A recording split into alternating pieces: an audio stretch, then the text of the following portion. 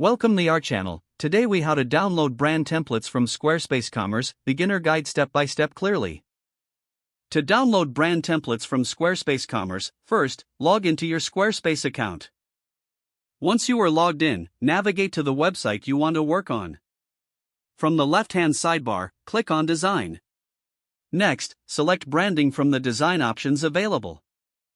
In the Branding section, look for the Brand Templates option. Click on Brand Templates to access the available templates.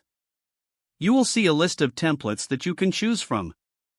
To download a template, click on the desired template to open it. On the Templates page, look for the Download button, usually represented by an arrow or the word Download. Click the down. Your browser may prompt you to choose a location to save the file. Select the desired folder on your computer and click Save.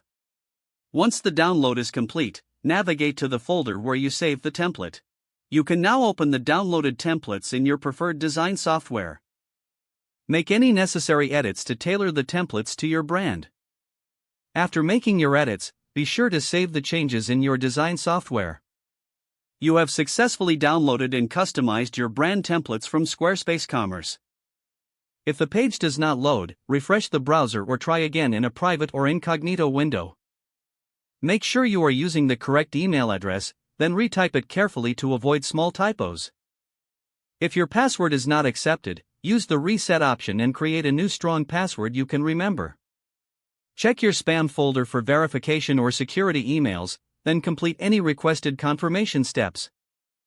Enable two-factor authentication if available to improve account security and reduce unauthorized access risk. After signing in, review your profile details so your contact information and settings are accurate and current. If you see an error message, note it down and try again after restarting your device and internet connection. Log out when you finish, especially on shared devices, to keep your account and payment information secure. If the page does not load, refresh the browser or try again in a private or incognito window. Make sure you are using the correct email address, then retype it carefully to avoid small typos.